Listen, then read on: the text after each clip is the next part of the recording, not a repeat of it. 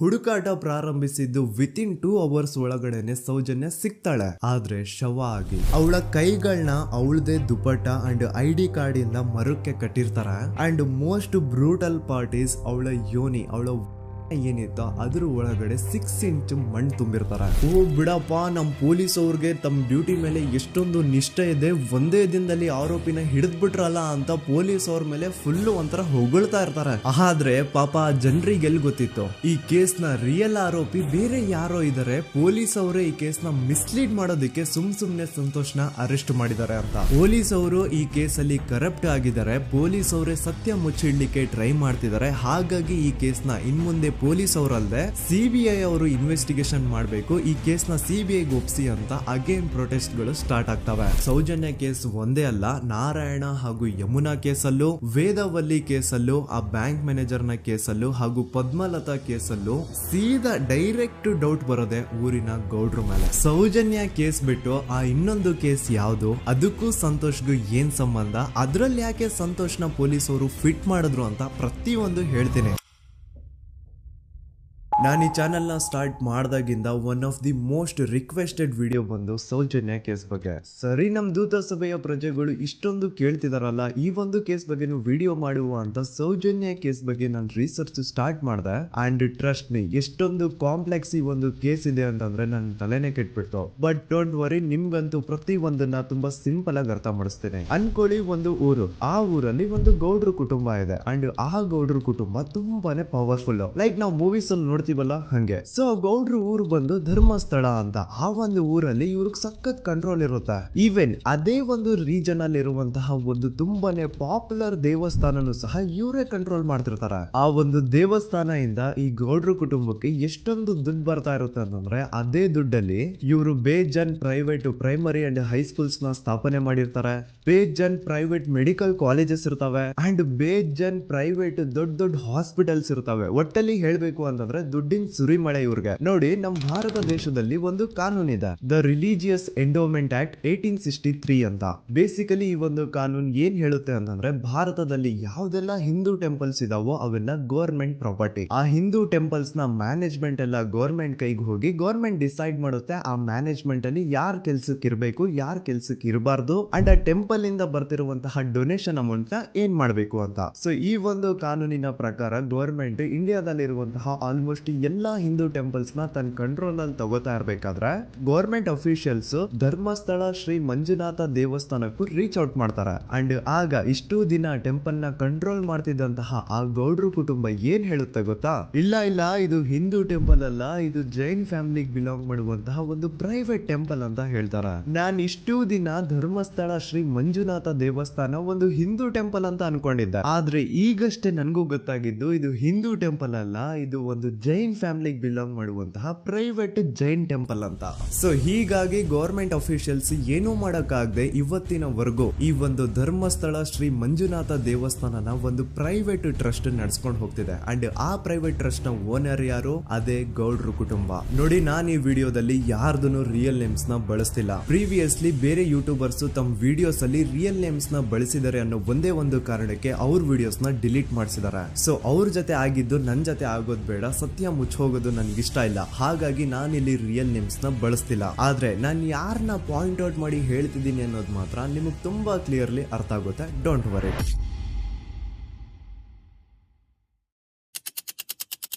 ದಿನಾಂಕ 9/10/2012. A very normal day for everyone except Soujanya. Dharmasthala ಹತ್ರ ಇರುವಂತಹ ಪಂಗಳ್ ಅನ್ನೋ ಒಂದು ಸಣ್ಣ ಹಳ್ಳಿಗೆ ಬಿಲಾಂಗ್ ಮಾಡುವಂತಹ ಸೌಜನ್ಯ ತುಂಬಾನೇ ಒಳ್ಳೆ ಹುಡುಗಿ. SDM ಕಾಲೇಜ್ ಆಫ್ ಉಜ್ರಿಯಲ್ಲಿ 2nd PUC ಓದ್ತಿದ್ದಂತಹ ಇವಳು ತುಂಬಾನೇ ಬ್ರೈಟ್ ಸ್ಟೂಡೆಂಟ್ ಕೂಡ. ಸೊ ಒಂದು ದಿನ ಅಂದ್ರೆ 9 ಅಕ್ಟೋಬರ್ 2012 ಬೆಳಿಗ್ಗೆ 7:30-8 ಗಂಟೆ ಹಾಗೆ ಆಸ್ ಯೂಶುವಲ್ ತನ್ನ ಕಾಲೇಜ್ ಹೋಗೋದಕ್ಕೆ ರೆಡಿ ಆಗ್ತಿರ್ತಾಳೆ. ಅವತ್ತು ಮಂಗಳವಾರದ ದಿನ ಅಂಡ್ ಅವತ್ತು ಲೋಕಲ್ ಫೆಸ್ಟಿವಲ್ ಬೇರೆ ಇರುತ್ತೆ, ಹೊಸ ಅಕ್ಕಿ ಅಂತ. ಈ ಒಂದು ಲೋಕಲ್ ಫೆಸ್ಟಿವಲ್ ದಿನ ಮನೆ ಒಳಗಡೆ ಏನೇ ಅಡುಗೆ ಮಾಡಿದ್ರು ಹೊಸ ಅಕ್ಕಿನೇ ಬಳಸಬೇಕು. ಸೊ ಹೊಸ ಅಕ್ಕಿ ತಂದು ಬ್ರೇಕ್ಫಾಸ್ಟ್ ನ ರೆಡಿ ಮಾಡೋಷ್ಟ್ರಲ್ಲಿ ಸೌಜನ್ಯ ಅವ್ರ ತಾಯಿ ತುಂಬಾ ಲೇಟ್ ಮಾಡ್ತಾರೆ. ಸೊ ಕಾಲೇಜ್ಗೆ ಲೇಟ್ ಆಗ್ತಿದೆ ಅಂತ ಈ ಸೌಜನ್ಯ ಟಿಫಿನ್ ಸಹ ಮಾಡದೆ ಹಾಗೆ ಹೋಗ್ತಾಳೆ. ಅವಳ ತಲೆಯಲ್ಲಿ ಏನಿತ್ತು ಅಂತಂದ್ರೆ, ಹೆಂಗೋ ಇವತ್ತು ಲೋಕಲ್ ಫೆಸ್ಟಿವಲ್ ಬೇರೆ ಇದೆ, ಹಾಗಾಗಿ ಮೇ ಬಿ ಕಾಲೇಜು ಬೇಗ ಬಿಡ್ಬೋದು, ಸೊ ಮಧ್ಯಾಹ್ನ ಡೈರೆಕ್ಟ್ ಮನೆಗೆ ಬಂದು ಊಟ ಬಿಡುವ ಅಂತ ಅವಳು ಅನ್ಕೊಂಡಿರ್ತಾಳೆ. ಆದ್ರೆ ಕಾಲೇಜ್ ಹೋಗಾದ್ಮೇಲೆ ಗೊತ್ತಾಗುತ್ತೆ ಅವತ್ತು ಅವಳಿಗೆ ಸ್ಪೆಷಲ್ ಕ್ಲಾಸಸ್ ಬೇರೆ ಇದೆ ಅಂತ. ಸೌಜನ್ಯ ಬ್ರೇಕ್ಫಾಸ್ಟ್ ಕೂಡ ಮಾಡಿರಲ್ಲ ಅಂಡ್ ಲಂಚ್ ಬಾಕ್ಸ್ ಕೂಡ ತಂದಿರಲ್ಲ. ಹಾಗಾಗಿ ಲಂಚ್ ಟೈಮ್ ಅಲ್ಲಿ ಸೌಜನ್ಯನ ಒಬ್ಳು ಫ್ರೆಂಡ್ ಜಾನ್ವಿ ತಾನ್ ತಂದಿರುವಂತಹ ಲಂಚ್ ಬಾಕ್ಸ್ ಅಲ್ಲಿ ಒಂದಿಷ್ಟು ಲಂಚ್ ನ ಆಫರ್ ಮಾಡ್ತಾಳೆ. ಆದ್ರೆ ಸೌಜನ್ಯ ಪರವಾಗಿಲ್ಲ ನೀನ್ ತಿನ್ನು, ನಾನ್ ಮನೆಗೆ ಹೋಗ್ಬಿಟ್ಟು ಊಟ ಮಾಡ್ಕೊಂತೀನಿ ಅಂತ ಹೇಳ್ತಾಳೆ. ಸುಮಾರು ಮಧ್ಯಾಹ್ನದ 3:45ಕ್ಕೆ ಕಾಲೇಜ್ ಬಿಡುತ್ತೆ. ಸೌಜನ್ಯ ಕಾಲೇಜ್ ಇಂದ ಬಸ್ ಅಲ್ಲಿ ಬಂದು ನೇತ್ರಾವತಿ ಬಸ್ ಸ್ಟಾಪ್ ಹತ್ರ ಇಳ್ಕೋತಾಳೆ. ಅವಳ ಜೊತೆ ಅವಳ ಕ್ಲಾಸ್ ಮೇಟ್ಸ್ ಅಂಡ್ ಫ್ರೆಂಡ್ಸ್ ಎಲ್ಲ ಇರ್ತಾರೆ. ಸೊ ಅವ್ರಿಗೆಲ್ಲ ಬಾಯ್ ಹೇಳ್ಬಿಟ್ಟು ಸೌಜನ್ಯ ತನ್ನ ಮನೆ ಕಡೆಗೆ ಹೊರಡ್ತಾಳೆ. ನೇತ್ರಾವತಿ ಬಸ್ ಸ್ಟಾಪ್ ಇಂದ ಸೌಜನ್ಯ ಮನೆಗೆ 20 ಮಿನಿಟ್ಸ್ ನ ವಾಕ್ ಇರುತ್ತೆ. ಮ್ಯಾಕ್ಸ್ ಟು ಮ್ಯಾಕ್ಸ್ 30 ಮಿನಿಟ್ ಹಿಡಿಬಹುದು. ಸೊ ಸೌಜನ್ಯ ನಡ್ಕೊಂಡು ಮನೆ ಕಡೆಗೆ ಹೋಗ್ತಾ ಇರ್ತಾಳೆ. ಒಂದ್ ಸ್ವಲ್ಪ ದೂರದಲ್ಲಿ ಪ್ರಕೃತಿ ಹಾಸ್ಪಿಟಲ್ ಅಂತ ಒಂದಿರುತ್ತೆ. ಅಲ್ಲಿನ ಸೆಕ್ಯೂರಿಟಿ ಗಾರ್ಡ್ ಸೌಜನ್ಯ ನಡ್ಕೊಂಡು ಹೋಗ್ತಾ ಇರೋದನ್ನ ನೋಡ್ತಾನೆ ಕೂಡ. ನಂತರ ಸೌಜನ್ಯ ಒಂದು 10 ನಿಮಿಷ ಹಂಗೆ ಮುಂದೆ ನಡ್ಕೊಂಡು ಹೋಗಾದ್ಮೇಲೆ ಸೌಜನ್ಯಗೆ ತನ್ನ ಮಾವ ಸಿಗ್ತಾರೆ. ಅವರು ಸೌಜನ್ಯನ ನೋಡಿ ಮಾತಾಡಿಸ್ತಾರೆ. ಯಾಕಮ್ಮ ಕಾಲೇಜಿಂದ ಇಷ್ಟು ಲೇಟ್ ಬರ್ತಿದ್ಯಾ ಅಂತ ಕೇಳ್ತಾರೆ. ಆಗ ಸೌಜನ್ಯ ಇಲ್ಲ ಮಾವ, ಕಾಲೇಜಲ್ಲಿ ಸ್ಪೆಷಲ್ ಕ್ಲಾಸ್ ಇತ್ತು ಹಾಗಾಗಿ ಲೇಟ್ ಆಗ್ಬಿಡ್ತು ಅಂತ ಹೇಳಿ ಒಂದೆರಡು ಮಾತಾಡಿಸಿ ನಂತರ ತನ್ನ ಮನೆ ಕಡೆ ತಾನು ಹೊರಡ್ತಾಳೆ. ಈಗ ಆ ಒಂದು ಪಾಯಿಂಟ್ ಇಂದ ಸೌಜನ್ಯಗೆ ತನ್ನ ಮನೆ ಹೋಗ್ಲಿಕ್ಕೆ 10 ನಿಮಿಷ ಬೇಕು. ಮ್ಯಾಕ್ಸ್ ಟು ಮ್ಯಾಕ್ಸ್ 20 ಮಿನಿಟ್ ಅನ್ಕೊಳ್ಳಿ. 3:45ಕ್ಕೆ ಕಾಲೇಜ್ ಬಿಟ್ರೆ ಅರೌಂಡ್ 4:30ಗೆ ಮನೇಲಿ ಇರ್ಬೇಕಾಗಿದ್ದು ಹುಡುಗಿ 6:30-7 ಗಂಟೆ ಆಗಿದ್ರು ಮನೆಗೆ ಸೇರಿರಲ್ಲ. ಸೊ ಮನೇಲಿ ಸೌಜನ್ಯ ಅವ್ರ ತಾಯಿಗೆ ಟೆನ್ಷನ್ ಸ್ಟಾರ್ಟ್ ಆಗುತ್ತೆ. ಏನಪ್ಪಾ ಈ ಹುಡುಗಿ ಎಷ್ಟೊತ್ತಾದ್ರೂ ಇನ್ನು ಮನೆಗ್ ಬಂದಿಲ್ವಲ್ಲ ಅಂತ. ಸೊ ಅವ್ರೇನ್ ಮಾಡ್ತಾರೆ, ಸೌಜನ್ಯ ಅವ್ರ ತಂದೆ ಕಾಲ್ ಮಾಡ್ಬಿಟ್ಟು ರೀ ಹಿಂಗೆ 3:30-4 ಗಂಟೆಗೆ ಕಾಲೇಜಿಂದ ಮನೆಗ್ ಬರ್ತಿದ್ದಿದ್ ನಮ್ ಹುಡುಗಿ ಇವತ್ತು 7 ಗಂಟೆ ಆದ್ರೂ ಇನ್ನು ಮನೆಗ್ ಬಂದಿಲ್ಲ, ನೀವು ಸ್ವಲ್ಪ ಬೇಗ ಮನೆಗ್ ಬಂದು ವಿಚಾರಿಸಿ ಅಂತ ಗಾಬ್ರಿಲಿ ಹೇಳ್ತಾರೆ. ಸರಿ ಅಂತ ಸೌಜನ್ಯ ಅವ್ರ ತಂದೆ ಮನೆಗ್ ಬಂದ್ಬಿಟ್ಟು ಸೌಜನ್ಯನ ಫ್ರೆಂಡ್ಸ್ ಕ್ಲಾಸ್ ಮೇಟ್ಸ್ ಯಾರ್ದೆಲ್ಲ ಅವ್ರ ಹತ್ರ ನಂಬರ್ ಇರುತ್ತೋ ಅವ್ರಿಗೆಲ್ಲ ಕಾಲ್ ಮಾಡ್ಬಿಟ್ಟು ಸೌಜನ್ಯ ಬಗ್ಗೆ ಕೇಳ್ತಾರ. ನಮ್ ಹುಡುಗಿ ಏನಾದ್ರು ನಿಮ್ ಮನೆಗ್ ಬಂದಿದ್ದಾಳ ಅಮ್ಮ ಅಂತ. ಆದ್ರೆ ಸೌಜನ್ಯನ ಫ್ರೆಂಡ್ಸ್ ಅಂಡ್ ಕ್ಲಾಸ್ ಮೇಟ್ಸ್ ಎಲ್ಲ ಇಲ್ಲ ಅಂಕಲ್ ನಮ್ ಮನೆಗಂತೂ ಸೌಜನ್ಯ ಏನು ಬಂದಿಲ್ಲ, ಅವಳು ಬಸ್ ಸ್ಟಾಪ್ ಇಂದ ಸೀದಾ ನಿಮ್ ಮನೆ ಕಡೆಗೇನೆ ಹೊರಟ್ಲಲ್ವಾ, ಯಾಕೆ ಇನ್ನೂ ಬಂದಿಲ್ವಾ ಅಂತ ಕೇಳ್ತಾರ. ಆಗ ಸೌಜನ್ಯ ಅವ್ರ ತಂದೆ ಇಲ್ಲಮ್ಮ ಬಂದಿಲ್ಲ ಹಾಗಾಗಿನೇ ಕಾಲ್ ಮಾಡಿರೋದು ಅಂತ ಹೇಳಿ ಕಾಲ್ ಕಟ್ ಮಾಡ್ತಾರ. ದೆನ್ ಸೌಜನ್ಯ ಅವ್ರ ತಂದೆ ಸೌಜನ್ಯ ಅವ್ರ ಮಾವ ಕಾಲ್ ಮಾಡ್ತಾರ. ಅಳಿಯ ಎಲ್ಲಿದ್ಯಾ, ನನ್ ಮಗಳು ಇನ್ನು ಮನೆಗ್ ಬಂದಿಲ್ಲ, ನೀನೇನಾದ್ರೂ ಅವಳನ್ನ ನೋಡ್ದ ಅಂತ ಕೇಳ್ತಾರ. ಆ ಕಡೆಯಿಂದ ಅವರು ಸೌಜನ್ಯನ ಮಾವ ಹೇಳ್ತಾರೆ, ಹ್ಞೂ ನಾನ್ ನೋಡ್ದೆ, 4:15 ಹಾಗೆ ಆ ಹುಡುಗಿ ಕಾಲೇಜಿಂದ ಬರ್ಬೇಕಾದ್ರೆ ನನಗ್ ಕಾಣಿಸಿದ್ಲು, ನಾನ್ ಸ್ವಲ್ಪ ಮಾತಾಡ್ದೆ ಅವಳ ಹತ್ರ, ಅದಾದ್ಮೇಲೆ ಅವಳು ಮನೆ ಕಡೆ ಹೋದ್ಲಲ್ಲ, ಯಾಕೆ ಇನ್ನೂ ಬಂದಿಲ್ವಾ ಅಂತ ಅವರೇ ಉಲ್ಟಾ ಕ್ವಶನ್ ಕೇಳ್ತಾರ. ಈ ಕಡೆ ಸೌಜನ್ಯ ಅವ್ರ ತಂದೆ ಇಲ್ಲ 7 ಗಂಟೆ ಆದ್ರೂ ಮಗು ಇನ್ನು ಮನೆಗ್ ಬಂದಿಲ್ಲ, ನಮ್ಗೆ ಯಾಕೋ ತುಂಬಾ ಗಾಬರಿ ಆಗ್ತಿದೆ, ನೀನೊಂದ್ ಕೆಲ್ಸ ಮಾಡು, ನಮ್ಮವ್ರನ್ನೆಲ್ಲ ಸೇರ್ಸು, ಎಲ್ರೂ ಸೇರಿ ಹುಡುಕುವ ಅವಳನ್ನ ಅಂತ ಸುಮಾರು ರಾತ್ರಿ 7 ಗಂಟೆಯಿಂದ ಹಿಡಿದು 11 ಗಂಟೆವರೆಗೂ ಸೌಜನ್ಯನ ಮನೆಯವರು ಅಂಡ್ ಊರಿನ ಜನ 200-300 ಜನ ಸೇರ್ಕೊಂಡು ಸೌಜನ್ಯನ ಹುಡುಕ್ತಾರೆ. ಆದ್ರೆ ಸೌಜನ್ಯನ ಒಂದು ಸುಳಿವು ಸಿಗಲ್ಲ. ಸೊ ಕೊನೆಗೆ ಸಹಾಯ ಕೇಳ್ತಾ ರಾತ್ರಿ 11 ಗಂಟೆ ಹಾಗೆ ಸೌಜನ್ಯನ ತಂದೆ ತಾಯಿ ಅಂಡ್ ಊರಿನ ಜನ ಎಲ್ಲ ಬೆಳ್ತಂಗಡಿ ಪೊಲೀಸ್ ಸ್ಟೇಷನ್ ಹತ್ರ ಹೋಗ್ತಾರ. ಅಲ್ಲಿ ಪೊಲೀಸ್ ಅವ್ರ ಹತ್ರ ಕಾಲೇಜ್ ಹೋಗಿದ್ ನಮ್ ಹುಡುಗಿ ಇಷ್ಟೊತ್ತಾದ್ರೂ ಇನ್ನು ಮನೆಗ್ ಬಂದಿಲ್ಲ, ಎಷ್ಟು ಹುಡುಕಿದ್ರು ಸಿಗ್ತಾ ಇಲ್ಲ, ಸೊ ಪ್ಲೀಸ್ ಒಂದು ಮಿಸ್ಸಿಂಗ್ ರಿಪೋರ್ಟ್ ನ ಫೈಲ್ ಮಾಡಿ ನಮ್ ಹುಡುಗಿನ ಹುಡುಕೊಡಿ ಅಂತ ಕೇಳ್ಕೊತಾರ. ಆದ್ರೆ ಪೊಲೀಸ್ ಅವರು ಒಪ್ಪಲ್ಲ. ಇಲ್ಲ ಯಾವುದೇ ಪರ್ಸನ್ ಮಿಸ್ಸಿಂಗ್ ಆದ್ರೆ ಆಫ್ಟರ್ 24 ಅವರ್ಸ್ ಆದ್ಮೇಲೆ ರಿಪೋರ್ಟ್ ಫೈಲ್ ಮಾಡಕ್ಕಾಗೋದು. ಸೊ ನೀವ್ ಒಂದ್ ಕೆಲ್ಸ ಮಾಡಿ, ಈಗ ಮನೆಗ್ ಹೋಗಿ ನಾಳೆ ಬೆಳಿಗ್ಗೆವರೆಗೂ ನೋಡಿ, ನಾಳೆ ಬೆಳಿಗ್ಗೆವರೆಗೂ ನಿಮ್ ಮಗಳು ನಿಮ್ ಮನೆಗ್ ಬಂದಿಲ್ಲ ಅಂತಂದ್ರೆ ಆಗ ಬಂದ್ಬಿಟ್ಟು ಮಿಸ್ಸಿಂಗ್ ರಿಪೋರ್ಟ್ ನ ಫೈಲ್ ಮಾಡಿಸಿ ಅಂತ ಹೇಳಿ ಕಳಿಸ್ತಾರ. ಆಗ ಆಲ್ಮೋಸ್ಟ್ ಮಿಡ್ ನೈಟ್ ಆಗಿರೋದ್ರಿಂದ ಅಂಡ್ ಮಳೆ ಬೇರೆ ತುಂಬಾ ಜೋರಾಗಿ ಬರ್ತಾ ಇರುತ್ತೆ. ಸೊ ಈ ಸಿಚುವೇಶನ್ ಅಲ್ಲಿ ಸೌಜನ್ಯನ ಹುಡುಕ್ಲಿಕ್ಕೆ ಆಗಲ್ಲ. ನಾಳೆ ಬೆಳಿಗ್ಗೆ ಸೇರ್ಕೊಂಡು ಅಗೇನ್ ಎಲ್ರು ಸೌಜನ್ಯನ ಹುಡುಕುವ ಅಂತ ಸೌಜನ್ಯನ ಮನೆಯವರು ಅಂಡ್ ಊರಿನ ಜನ ಎಲ್ರು ತಮ್ಮ ಮನೆಗೆ ಹೋಗ್ಬಿಡ್ತಾರ. ನೆಕ್ಸ್ಟ್ ದಿನ ಅಂದ್ರೆ 10 ಅಕ್ಟೋಬರ್ 2012 ಬುಧವಾರದ ದಿನ ಬೆಳಿಗ್ಗೆ 10 ಗಂಟೆ ಹಾಗೆ ಸೌಜನ್ಯನ ಮನೆಯವರು ಅಂಡ್ ಊರಿನ 200-300 ಜನ ಸೇರ್ಕೊಂಡು ಅಗೇನ್ ಸೌಜನ್ಯಗೋಸ್ಕರ ಹುಡುಕಾಟ ಸ್ಟಾರ್ಟ್ ಮಾಡ್ತಾರ. ಹುಡುಕಾಟ ಪ್ರಾರಂಭಿಸಿದ್ದು ವಿತಿನ್ 2 ಅವರ್ಸ್ ಒಳಗಡೆನೆ ಸೌಜನ್ಯ ಸಿಗ್ತಾಳೆ. ಆದ್ರೆ ಶವ ಆಗಿ ಆ 200-300 ಊರಿನ ಜನ ಎಲ್ಲ ಸೇರ್ಕೊಂಡು ಏನ್ ಸೌಜನ್ಯನ ಹುಡುಕ್ತಾ ಇದ್ರು ಅದರಲ್ಲಿ ಯಾರೋ ಒಬ್ರಿಗೆ ಸೌಜನ್ಯನ ಮನೆಯಿಂದ ಕೇವಲ 10 ನಿಮಿಷ ದೂರದಲ್ಲಿರುವಂತಹ ಒಂದು ಹಳ್ಳನ ದಡದಲ್ಲಿ ಸೌಜನ್ಯನ ಮೃತದೇಹ ಸಿಗುತ್ತಾ. ಈಗ ಸತ್ತಿರುವಂತಹ ಸೌಜನ್ಯನ ಡೆಡ್ ಬಾಡಿ ಯಾವ ಒಂದು ಕಂಡೀಷನ್ ಅಲ್ಲಿ ಇತ್ತು ಅಂತ ಹೇಳ್ತೀನಿ, ಸ್ವಲ್ಪ ಗಮನ ಇಟ್ಟು ಕೇಳಿಸ್ಕೊಳ್ಳಿ. ಅವಳ ಕೈಗಳನ್ನ ಅವಳದೇ ದುಪಟ್ಟ ಅಂಡ್ ID ಕಾರ್ಡ್ ಇಂದ ಮರಕ್ಕೆ ಕಟ್ಟಿರ್ತಾರ. ಅವಳ ಬಾಡಿ ಎಲ್ಲ ನೇಕೆಡ್ ಇರುತ್ತೆ, ಮೈ ಮೇಲೆ ಸರಿಯಾದ ಬಟ್ಟೆ ಇರಲ್ಲ, ಮೈ ಮೇಲೆ ಮಲ್ಟಿಪಲ್ ಕಟ್ ಮಾರ್ಕ್ಸ್ ಇರುತ್ತೆ, ತುಂಬಾ ಜೋರಾಗಿ ಹೊಡೆದಿರುವಂತಹ ಗಾಯಗಳು ಮೈ ಮೇಲೆ ಎದ್ದು ಕಾಣಿಸ್ತಿರ್ತವೆ. ಅವಳ ರಿಪ್ಸ್ ಎದೆ ಭಾಗದ ಮೂಳೆಗಳೆಲ್ಲ ಮುರಿದು ಹೋಗ್ಬಿಟ್ಟಿರ್ತವೆ and most brutal part is ಅವಳ ಯೋನಿ, ಅವಳ ಏನಿತ್ತು ಅದ್ರ ಒಳಗಡೆ 6 ಇಂಚ್ ಮಣ್ಣು ತುಂಬಿರ್ತಾರೆ. ಆ ಬಾಡಿ ಕಂಡೀಷನ್ ನ ನೋಡಿದಾದ್ಮೇಲೆ ಒಂದಂತೂ ತುಂಬಾ ಕ್ಲಿಯರ್ ಆಗಿ ಅರ್ಥ ಆಗುತ್ತೆ, ಅವಳನ್ನ ಯಾರೋ ತುಂಬಾ ಫೋರ್ಸ್ಫುಲಿ ಮಾಡಿ ನಂತರ ನಿರ್ದಯವಾಗಿ ಸಾಯಿಸಿದ್ದಾರೆ ಅಂತ. ಇಲ್ಲಿ ಕ್ರಿಮಿನಲ್ಸ್ ನ ಬುದ್ಧಿವಂತಿಕೆ ನೋಡಿ ಪೊಲೀಸ್ ಅವ್ರಿಗೆ ಏನೂ ಸುಳಿವು ಸಿಗ್ಬಾರ್ದು ಅಂತ ಅವಳ ಯೋನಿ ಒಳಗಡೆ 6 ಇಂಚ್ ಅಷ್ಟು ಮಣ್ಣು ತುಂಬ ಹೋಗಿರ್ತಾರೆ. ಸೊ ದೆನ್ ಪೊಲೀಸ್ ಅವ್ರಿಗೆ ವಿಷಯ ಗೊತ್ತಾಗುತ್ತೆ. ಅವರು ಸ್ಪಾಟ್ ಗೆ ಬಂದು ಸೌಜನ್ಯನ ಬಾಡಿನ ರಿಕವರ್ ಮಾಡಿ ಆ ಒಂದು ಸ್ಪಾಟ್ ನ ಕಂಪ್ಲೀಟ್ ಸೀಸ್ ಮಾಡ್ತಾರ. ಒಬ್ಳು ಸಾಮಾನ್ಯ ಮಿಡಲ್ ಕ್ಲಾಸ್ ಹುಡುಗಿ, ಒಬ್ಳು ವೆರಿ ಬ್ರೈಟ್ ಸ್ಟೂಡೆಂಟ್ ನ ಈ ಮಟ್ಟಿಗೆ ಇಷ್ಟು ನಿರ್ದಯವಾಗಿ ಸಾಯಿಸಿರೋದು ಯಾರು? ಇನ್ ಕೇಸ್ ಏನಾದ್ರೂ ಈ ಕ್ರೈಮ್ ಮಾಡಿದವನು ಸಿಕ್ಕಿ ಬಿದ್ರೆ ಅವನ್ನ ಸುಮ್ನೆ ಬಿಡಬಾರ್ದು ಅಂತ ಜನ ಆಕ್ರೋಶ ವ್ಯಕ್ತಪಡಿಸ್ತಾರೆ. ಅಂಡ್ ಗೆಸ್ ವಾಟ್, ನಮ್ ಪೊಲೀಸ್ ಅವರು ಇಷ್ಟೊಂದು ಫಾಸ್ಟ್ ಆಗಿ ಇನ್ವೆಸ್ಟಿಗೇಷನ್ ಕಂಪ್ಲೀಟ್ ಮಾಡ್ತಾರೆ ಅಂತ ನಾನಂತೂ ಎಕ್ಸ್ಪೆಕ್ಟ್ ಮಾಡಿರ್ಲಿಲ್ಲ. ಅಂಡ್ ಈವನ್ ಈ ಒಂದು ವಿಷಯದಿಂದ ಊರಿನ ಜನನು ಶಾಕ್ ಆಗ್ತಾರೆ. ಸೌಜನ್ಯ ಬಾಡಿ ಸಿಕ್ಕಿದ್ದ ನೆಕ್ಸ್ಟ್ ದಿನ ಅಂದ್ರೆ 11 ಅಕ್ಟೋಬರ್ 2012 ಸಂಜೆ 5 ಗಂಟೆ ಹಾಗೆ ಯಾರು ಸೌಜನ್ಯನ ಪಂಡು ಮರ್ಡರ್ ಮಾಡಿದ್ನೋ ಆ ಕ್ರಿಮಿನಲ್ ಕೂಡ ಸಿಕ್ಕಿ ಬೀಳ್ತಾನೆ. ಈಗ ನೀವು ಥಿಂಕ್ ಮಾಡ್ಬೋದು, ಸೌಜನ್ಯನ ಯಾರು ಮರ್ಡರ್ ಮಾಡಿದ್ರು ಅಂಡ್ ಯಾರ ಕ್ರೈಮ್ ನ ಮಾಡಿದ್ರು ಅವನು ನೆಕ್ಸ್ಟ್ ದಿನಾನೇ ಸಿಕ್ಕಿ ಬಿದ್ದ. ಹಾಗಿದ್ರೆ ಈ ಕೇಸ್ ಯಾವಾಗ್ಲೂ ಕ್ಲೋಸ್ ಆಗ್ಬಿಡ್ಬೇಕಿತ್ತು. ಆದ್ರೂ ಸ್ಟಿಲ್ ಇವತ್ತಿನ ದಿನವರೆಗೂ ಯಾಕೆ ಈ ಕೇಸ್ ಪದೇ ಪದೇ ನ್ಯೂಸ್ ಅಲ್ಲಿ ಬರುತ್ತೆ ಅಂದ್ರೆ, ನಮ್ ದೂತ ಸಭೆಯ ಪ್ರಜೆಗಳೇ ರೆಡಿ ಆಗಿ, ಆರೋಪಿ ಸಿಕ್ಕಾದ್ಮೇಲೆ ಈ ಕೇಸು ಕ್ಲೋಸ್ ಆಗಿಲ್ಲ. ಆಕ್ಚುಲಿ ಈ ಕೇಸು ಓಪನ್ ಆಗಿದ್ದೆ ಈಗ. ನೋಡಿ, ಸೌಜನ್ಯನ ಬಾಡಿ ಸಿಕ್ಕಿದ್ದು ನೆಕ್ಸ್ಟ್ ದಿನ ಅಂದ್ರೆ 11 ಅಕ್ಟೋಬರ್ 2012. PSI ಯೋಗೇಶ್ ಅವರು ಯಾರನ್ನ ಈ ಕೇಸಲ್ಲಿ ಅರೆಸ್ಟ್ ಮಾಡಿದ್ರು ಅಂದ್ರೆ ಆತನ ಹೆಸರು ಬಂದು ಸಂತೋಷ್ ರಾವ್. 28-29 ವಯಸ್ಸಿರುವಂತಹ Santosh Rao first of all ಧರ್ಮಸ್ಥಳದವನು ಅಲ್ವೇ ಅಲ್ಲ, ಅವನು ಶೃಂಗೇರಿ ಅವನು. ಸಂತೋಷ್ ರಾವ್ ನ ತಂದೆ ಸ್ಕೂಲ್ ಟೀಚರ್ ಅಂಡ್ ತಾಯಿ ಹೌಸ್ ವೈಫ್. ಸಂತೋಷ್ ಮೊದ್ಲಿಂದನೂ ಒಂದ್ ಸ್ವಲ್ಪ ಮೆಂಟಲಿ ಇಲ್ಲಿರೋದ್ರಿಂದ ಅವನಿಗೆ ವಿದ್ಯೆ ಬರಹ ಅನ್ನೋದು ತಲೆಗೆ ಹೋಗಿರಲ್ಲ. ಹಾಗಾಗಿ ಅವನು ಶೃಂಗೇರಿಯಲ್ಲಿ ಒಂದು ಹೋಟೆಲ್ ಅಲ್ಲಿ ಕೆಲಸ ಮಾಡ್ತಿರ್ತಾನೆ. ಮೆಂಟಲಿ ಅನ್ಸ್ಟೇಬಲ್ ಇದ್ರೂ ಸಹ ಈತನಿಗೆ ದೇವ್ರ ಮೇಲೆ ಬಹಳ ನಂಬಿಕೆ ಇರುತ್ತೆ. ಹಾಗಾಗಿ ತಿಂಗಳಿಗೆ ಒಮ್ಮೆ ಆದ್ರೂ, ಅಟ್ಲೀಸ್ಟ್ 2 ತಿಂಗಳಿಗೆ ಒಮ್ಮೆ ಆದ್ರೂ ಈತ ಯಾವ್ದಾದ್ರು ಒಂದು ಪುಣ್ಯಕ್ಷೇತ್ರಕ್ಕೆ ವಿಸಿಟ್ ಮಾಡಿ ಬರ್ತಿರ್ತಾನೆ. ಹಾಗೇನೆ ಈ ಸತಿನೂ ಸಹ ಈತ ಧರ್ಮಸ್ಥಳಕ್ಕೆ ಬಂದಿರ್ತಾನೆ. ಇವನು ಧರ್ಮಸ್ಥಳಕ್ಕೆ ಬಂದಿದ್ದು ದಿನಾಂಕ 9 ಅಕ್ಟೋಬರ್ 2012. ಈ ದಿನಾಂಕನ ಸ್ವಲ್ಪ ನೋಟ್ ಮಾಡಿ ಇಟ್ಕೊಳ್ಳಿ, ಯಾಕಂತಂದ್ರೆ ಮುಂದೆ ಈ ಕೇಸಲ್ಲಿ ಇದೇ ಮೇಜರ್ ಟರ್ನಿಂಗ್ ಪಾಯಿಂಟ್. ಸೊ ಸೌಜನ್ಯನ ಡೆತ್ ಆಗಿಂತ ಒಂದು ದಿನ ಹಿಂದೆ ಧರ್ಮಸ್ಥಳಕ್ಕೆ ಬಂದಿರುವಂತಹ ಸಂತೋಷ್ ರಾವ್ಗೆ ಎಲ್ಲನೂ ಉಳ್ಕೊಳ್ಳಿಕ್ಕೆ ಹೋಟೆಲ್ ಅಲ್ಲಿ ಅಥವಾ ಲಾಡ್ಜ್ ಅಲ್ಲಿ ರೂಮ್ ಸಿಗಲ್ಲ.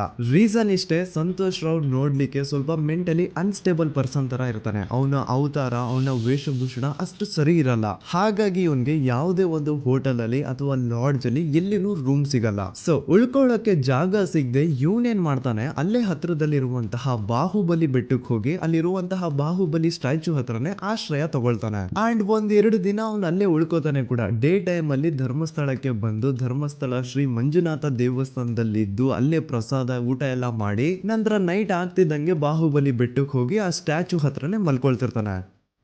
ಸೊ ಒಂದು ದಿನ ಅಂದ್ರೆ 11 ಅಕ್ಟೋಬರ್ 2012 ಸಂಜೆ 5 ಗಂಟೆ ಹಾಗೆ ಈ ಸಂತೋಷ್ ರಾವ್ ತನ್ನ ಪಾಡಿಗೆ ತಾನು ಆ ಬೆಟ್ಟದ ಮೇಲೆ ಕೂತ್ಕೊಂಡು ಸೀನರೀಸ್ ನ ಎಂಜಾಯ್ ಮಾಡ್ತಾ ಇರಬೇಕಾದ್ರೆ ಯಾರೋ ಅದೇ ಊರಿನ 5 ಜನ ಕಿಡಿಗೇಡಿಗಳು ಬಂದು ಇವನ್ ಹತ್ರ ಜಗಳ ತೆಗಿತಾರ. ಈ 5 ಜನ ಯಾರು ಅಂತ ನಂತರ ಹೇಳ್ತೇನೆ. ಸೊ ಈ 5 ಜನ ಕಿಡಿಗೇಡಿಗಳು ಸಂತೋಷ್ ರಾವ್ ಹತ್ರ ಜಗಳ ತೆಗೆದು ಅವನ ಅವಾಚ್ಯ ಶಬ್ದಗಳಿಂದ ಬೈದು ಅವನ್ನ ಹೊಡೆದು, ಅಷ್ಟೇ ಸಾಲದೆ ಆ 5 ಜನ ಸಂತೋಷ್ ರಾವ್ನ ಪೊಲೀಸ್ ಸ್ಟೇಷನ್ಗೆ ಎಳ್ಕೊಂಡ್ ಬಂದು ಇವನು ನಾವು ಬಾಹುಬಲಿ ಬೆಟ್ಟಕ್ಕೆ ಅಂತ ಹೋಗಿದ್ರೆ ಅಲ್ಲಿ ನಮ್ಮ ಮೇಲೆ ಅಟ್ಯಾಕ್ ಮಾಡ್ದ, ಇವ್ನು ನೋಡ್ಲಿಕ್ಕೂ ಸಹ ಒಳ್ಳೆ ಸೈಕೋ ಕಿಲ್ಲರ್ ಇದ್ದಂಗಿದಾನೆ, ನಮ್ಗೆ ಯಾಕೋ ನಿನ್ನೆ ನಮ್ಮೂರಲ್ಲಿ ನಡೆದಿರುವಂತಹ ಘಟನೆ ಆ ಸೌಜನ್ಯನ ಮರ್ಡರ್ ಇವನೇ ಮಾಡಿದಾನೆ ಅಂತ ಡೌಟ್ ಬರ್ತಿದೆ ಅಂತ ಆ 5 ಜನ ಕಿಡಿಗೇಡಿಗಳು ಸಂತೋಷ್ ರಾವ್ನ ಪೊಲೀಸ್ ಅವ್ರ ಹತ್ರ ಹಾಕೊಡ್ತಾರ. ಅಂಡ್ ಪೊಲೀಸ್ ಅವರು ಕೂಡ ಎಂತವ್ರು ನೋಡಿ, ಯಾರೋ 5 ಜನ ಕಿಡಿಗೇಡಿಗಳು ಬಂದು ಇವನೇ ಕೊಲೆ ಮಾಡಿದಾನೆ ಅಂತ ಹೇಳಿದ ತಕ್ಷಣ ಹಿಂದೆ ಮುಂದೆ ಕ್ರಾಸ್ ಚೆಕ್ ಮಾಡದೆ ಸಂತೋಷ್ ರಾವ್ನ ಅರೆಸ್ಟ್ ಮಾಡಿ ಸೌಜನ್ಯ ಕೇಸ್ ನ ಆರೋಪಿ ಸಿಕ್ಕಿದಾನೆ ಅಂತ ಎಲ್ಲಾ ಕಡೆ ಘೋಷಣೆ ಮಾಡ್ಬಿಡ್ತಾರ. ಜನರಿಗೆ ಈ ಕಡೆ ಒಂಥರ ನೆಮ್ಮದಿ, ಓ ಬಿಡಪ್ಪ ನಮ್ ಪೊಲೀಸ್ ಅವ್ರಿಗೆ ತಮ್ಮ ಡ್ಯೂಟಿ ಮೇಲೆ ಎಷ್ಟೊಂದು ನಿಷ್ಠೆ ಇದೆ, ಒಂದೇ ದಿನದಲ್ಲಿ ಆರೋಪಿನ ಹಿಡಿದ್ಬಿಟ್ರ ಅಂತ ಪೊಲೀಸ್ ಅವ್ರ ಮೇಲೆ ಫುಲ್ ಒಂಥರ ಹೊಗಳ್ತಾ ಇರ್ತಾರೆ. ಆದ್ರೆ ಪಾಪ ಜನರಿಗೆ ಎಲ್ಲಿ ಗೊತ್ತಿತ್ತು ಈ ಕೇಸ್ ನ ರಿಯಲ್ ಆರೋಪಿ ಬೇರೆ ಯಾರೋ ಇದಾರೆ, ಪೊಲೀಸ್ ಅವರೇ ಈ ಕೇಸ್ ನ ಮಿಸ್ಲೀಡ್ ಮಾಡೋದಕ್ಕೆ ಸುಮ್ನೆ ಸಂತೋಷ್ ನ ಅರೆಸ್ಟ್ ಮಾಡಿದ್ದಾರೆ ಅಂತ. ಸೊ ಸಂತೋಷ್ ರಾವ್ ಒಂದು ಹುಡುಗಿಯ ರೇಪ್ ಅಂಡ್ ಮರ್ಡರ್ ಕೇಸ್ ಅಲ್ಲಿ ಅರೆಸ್ಟ್ ಆಗಿದ್ದಾನೆ ಅನ್ನೋ ವಿಷಯ ಸಂತೋಷ್ ನ ತಾಯಿಗೆ ಗೊತ್ತಾದಾಗ ಅವ್ರ ಪಾಪ ನೋವಲ್ಲಿ ಕೊರ್ಗಿ ಸಾಯ್ತಾರ. ಅಂಡ್ ಇನ್ನು ಅವ್ರ ತಂದೆ ಒಂದು ಕಡೆ ಪಾಪ ಹೆಂಡತಿನ ಕಳ್ಕೊಂಡಿರುವಂತಹ ನೋವು, ಇನ್ನೊಂದು ಕಡೆ ಮಗ ನೋಡಿದ್ರೆ ಯಾವ್ದೋ ಫಾಲ್ಸ್ ಕೇಸ್ ಅಲ್ಲಿ ಅರೆಸ್ಟ್ ಆಗಿದ್ದಾನೆ. ಈ ಕಡೆ ಕೇಸ್ ನ ಇನ್ವೆಸ್ಟಿಗೇಷನ್ ನಡೀತಾ ಇದೆ. ಅಂಡ್ ಇಲ್ಲಿ ನಾನು PSI ಯೋಗೇಶ್ ಅವ್ರ ಬಗ್ಗೆ ಅಂತೂ ಮೆನ್ಷನ್ ಮಾಡ್ಲೇಬೇಕು. ಈ ಪೊಲೀಸ್ ಆಫೀಸರು ಗೊತ್ತಿದ್ದು ಈ ತಪ್ಪನ ಮಾಡಿದ್ರು ಅಥವಾ ಗೊತ್ತಿಲ್ದೇನೆ ಈ ತಪ್ಪನ ಮಾಡಿದ್ರು ನನ್ಗಂತೂ ಗೊತ್ತಿಲ್ಲ. ಸೊ ಇವ್ರು ಏನ್ ಮಾಡ್ತಾರೆ ಅಂತಂದ್ರೆ, ಸೌಜನ್ಯನ ಬಾಡಿನ ಪೋಸ್ಟ್ ಮಾರ್ಟಮ್ ಗೆ ಕಳಿಸಿದಾಗ ಡಾಕ್ಟರ್ಸ್ ಹಂಗೋ ಹಿಂಗೋ ಮಾಡಿ ಇಂದ ಕೆಲವೊಂದು ಸ್ಪರ್ಮ್ ನ ಸ್ಯಾಂಪಲ್ಸ್ ಕಲೆಕ್ಟ್ ಮಾಡ್ತಾರ. ಅದನ್ನ ಅವರು PSI ಯೋಗೇಶ್ಗೆ ಕೊಟ್ಟು ಇದನ್ನ ವಿತಿನ್ 72 ಅವರ್ಸ್ ಒಳಗಡೆ ಇನ್ನೊಂದು ಲ್ಯಾಬ್ ಗೆ ಸಬ್ಮಿಟ್ ಮಾಡಿ ಅಂತ ತುಂಬಾ ಕ್ಲಿಯರ್ ಆಗಿ ಹೇಳ್ತಾರ. ಆದ್ರೆ PSI ಯೋಗೇಶ್ ಆ ಸ್ಪರ್ಮ್ ಸ್ಯಾಂಪಲ್ಸ್ ನ ವಿತಿನ್ 72 ಅವರ್ಸ್ ಒಳಗಡೆ ಲ್ಯಾಬ್ ಕಳ್ಸೋದಿರ್ಲಿ, ಅದನ್ನ 12 ದಿನ ಆದ್ಮೇಲೆ ಲ್ಯಾಬ್ ಕಳಿಸ್ತಾರ. ಅಷ್ಟೊತ್ತಿಗೆ ಆಲ್ರೆಡಿ ಆ ಸ್ಪರ್ಮ್ ಸ್ಯಾಂಪಲ್ಸ್ ಗೆಲ್ಲ ಫಂಗಸ್ ಹಿಡಿದು ಅದು ಅನ್ಫಿಟ್ ಫಾರ್ ಟೆಸ್ಟಿಂಗ್ ಅಂತ ಬರುತ್ತಾ. ಈಗ ನೀವೇ ಹೇಳಿ, ಎಂತ ಡಂಬೆಸ್ಟ್ ಪರ್ಸನ್ ಪೊಲೀಸ್ ಆಫೀಸರ್ ಆಗಿದ್ರು ಅವನ ಹತ್ರ ಒಂದು ಮರ್ಡರ್ ಕೇಸ್ ಬಂದಾಗ ಅವನ ಹತ್ರ ಇರೋ ಮೇನ್ ಸಾಕ್ಷಿನೇ, ಮೇನ್ ಎವಿಡೆನ್ಸ್ ಆ ಹುಡುಗಿಯ ಕಲೆಕ್ಟ್ ಆಗುವಂತಹ ಸ್ಪರ್ಮ್ ಸ್ಯಾಂಪಲ್ಸ್. ಸೊ ಅದನ್ನ ಮೊದಲು ಲ್ಯಾಬ್ ಕಳಿಸಿ ಅದನ್ನ ಐಡೆಂಟಿಫೈ ಮಾಡೋದು ಪೊಲೀಸ್ ಅವರ ಫಸ್ಟ್ ಡ್ಯೂಟಿ. ಆದ್ರೆ ಇಲ್ಲಿ PSI ಯೋಗೇಶ್ ಅವರು ಇದನ್ನೇ ಮರ್ತು ಹೋದ್ರು ಅಂತ ನೋಡಿ. ಯಾವುದೇ ಒಂದು ಕೇಸ್ ಅಲ್ಲಿ ಪೊಲೀಸ್ ಅವರು ಆದಷ್ಟು ಎವಿಡೆನ್ಸ್ ನ ಕಲೆಕ್ಟ್ ಮಾಡೋದಕ್ಕೆ ಟ್ರೈ ಮಾಡ್ತಾರ. ಆದ್ರೆ ಈ ಒಂದು ಕೇಸ್ ಅಲ್ಲಿ ಮಾತ್ರ ಪೊಲೀಸ್ ಅವರು ಎವಿಡೆನ್ಸ್ ನ ಕಲೆಕ್ಟ್ ಮಾಡೋ ಬದಲಾಗಿ ಎವಿಡೆನ್ಸ್ ನ ಡಿಸ್ಟ್ರಾಯ್ ಮಾಡೋದ್ರಲ್ಲಿ ಮುಂದೆ ಇದ್ರು. ಅಷ್ಟೇ ಅಲ್ಲದೆ ಈ ಪೊಲೀಸ್ ಆಫೀಸರ್ ಸೇರ್ಕೊಂಡು ಸಂತೋಷ್ ರಾವ್ಗೆ ಸೆಲ್ ಅಲ್ಲಿ ಎಂತ ಟಾರ್ಚರ್, ಎಂತ ಹಿಂಸೆ ಕೊಡ್ತಾರೆ ಅಂದ್ರೆ ನೆನ್ಸ್ಕೊಂಡ್ರೆ ಮೈ ಜುಮ್ ಅನ್ನುತ್ತಾ. ಹೊಡಿಯೋದು, ಕೆಟ್ಟದಾಗ ಬೈಯೋದು, ಇದೆಲ್ಲ common. Most brutal part is Santosh ರಾವ್ನ ಪ್ಯಾಂಟ್ ಬಿಚ್ಚಿ ಅವನ ಪ್ರೈವೇಟ್ ಪಾರ್ಟ್ ಮೇಲೆ ಬಿಸಿ ಬಿಸಿ ಕುದೀತಾ ಇರುವಂತಹ ನೀರ್ ಚಲ್ತಾರ. ಈ ಕ್ರೈಮ್ ನೀನೇ ಮಾಡಿದ್ಯಾ ಅಂತ ಒಪ್ಕೋ, ಇಲ್ಲ ಅಂತಂದ್ರೆ ನಿನ್ನ ಸೆಲ್ ಒಳಗಡೆನೆ ಸಾಯಿಸ್ಬಿಡ್ತೀವಿ, ನಿನ್ನ ತಂದೆ ತಾಯಿ ಎಲ್ರು ಸಾಯಿಸ್ಬಿಡ್ತೀವಿ ಅಂತ ಬ್ಲಾಕ್ ಮೇಲ್ ಮಾಡ್ತಾರ. ನೋಡಿ, ಸಂತೋಷ್ ರಾವ್ ಜಾಗದಲ್ಲಿ ನನ್ನಂತ ನಿಮ್ಮಂತ ನಾರ್ಮಲ್ ಪರ್ಸನ್ ಯಾರಾದ್ರೂ ಇದ್ದಿದ್ರೆ ಪೊಲೀಸ್ ಅವರು ಕೊಡ್ತಿರುವಂತಹ ಹಿಂಸೆನ ತಡ್ಕೊಳಕ್ಕಾಗದೆ ಆ ಕ್ರೈಮ್ ಮಾಡಿಲ್ಲ ಅಂದ್ರೂ ಮಾಡಿದೀನಿ ಅಂತ ಒಪ್ಕೊಬಿಡ್ತಾ ಇದ್ವಿ. ಆದ್ರೆ ಸಂತೋಷ್ ರಾವ್ ಮೆಂಟಲಿ ಇಲ್ಲಿರೋದೇ ಅವನ್ಗೆ ಅಡ್ವಾಂಟೇಜ್ ಆಗೋಯ್ತು. ಪೊಲೀಸ್ಗಳು ಸಂತೋಷ್ ರಾವ್ಗೆ ಎಷ್ಟೇ ಹೊಡೆದ್ರು, ಎಷ್ಟೇ ಬೈದ್ರು, ಎಷ್ಟೇ ಬ್ಲಾಕ್ ಮೇಲ್ ಮಾಡಿದ್ರು ಸಂತೋಷ್ ರಾವ್ ಬಾಯಲ್ಲಿ ನಾನ್ ಈ ಕ್ರೈಮ್ ನ ಮಾಡಿಲ್ಲ ಅಂತಾನೆ ಬರುತ್ತೆ ಹೊರತು ಆ ಕ್ರೈಮ್ ನ ಅವನು ಒಪ್ಕೊಳ್ಳೋದೇ ಇಲ್ಲ. ದೆನ್ ಕೋರ್ಟ್ ಟ್ರಯಲ್ಸ್ ಸ್ಟಾರ್ಟ್ ಆಗುತ್ತೆ. ಈ ಕ್ರೈಮ್ ನ ಸಂತೋಷೇ ಮಾಡಿದಾನೆ ಅಂತ ಸೌಜನ್ಯ ಕಡೆಯ ಲಾಯರ್ ವಾದ ಮಾಡ್ತಾನೆ.